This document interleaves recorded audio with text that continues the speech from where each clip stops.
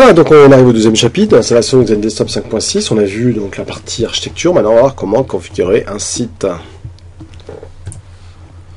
Alors, on va voir donc comment configurer un site, supprimer un site.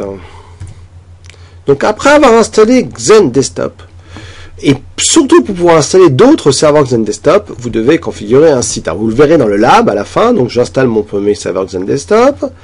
Ensuite, je crée, donc là je fais ça, ensuite je crée mon site. Et puis une fois que mon site est créé, je vais pouvoir installer un deuxième XenDesktop et lui va venir joindre le site existant.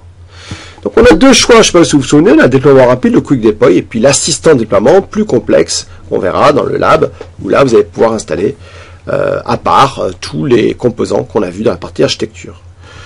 Vous allez devoir configurer au nom du site le serveur de licence, la base de données et le host utilisé. Ça on le verra, vous le verrez dans le lab. Donc voilà, comment ça se passe?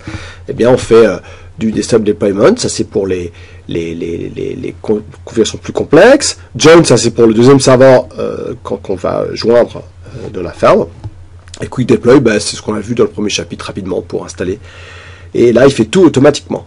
Une fois que vous allez faire un desktop deployment, c'est ce qu'on va faire par la suite, eh bien vous mettez le nom du site, la base de données par défaut, où là j'utilise une base de données qui existe, donc un autre serveur SQL, et puis vous allez devoir mettre la licence, la connexion type, le nom du host, le storage, etc. etc. Donc ça c'est le site qu'on verra dans le lab. C'est vraiment la base de travail où vous allez pouvoir installer après et venir joindre d'autres serveurs contrôleurs dans le site. Pour supprimer un site ou refaire le déploiement, il y a un lien ici, ce lien-là, on explique en PowerShell comment est-ce que on va supprimer un site. Alors juste pour vous montrer de quoi il s'agit. Voilà, donc là vous avez l'article, et puis dans l'article, on explique la procédure. Alors tout se fait en PowerShell, donc il faut donc charger le PowerShell, ajouter les snap-in, et puis aller créer ces différentes, lancer des demandes de commandes, et après vous pourrez redéployer un site. Vous pouvez aussi en quick deploy, évidemment, enlever la database qui a été créée. Et là, vous allez pouvoir relancer, refaire la même config. Par exemple, vous êtes trompé sur le site, recréer le site de A à Z. Puisque tout ce qu'il fait, c'est qu'il désactive la connexion vers la base de données. Et il ne supprime pas évidemment la database. Il faudra le faire vous-même avec le Studio SQL. Bon, nous allons donc continuer.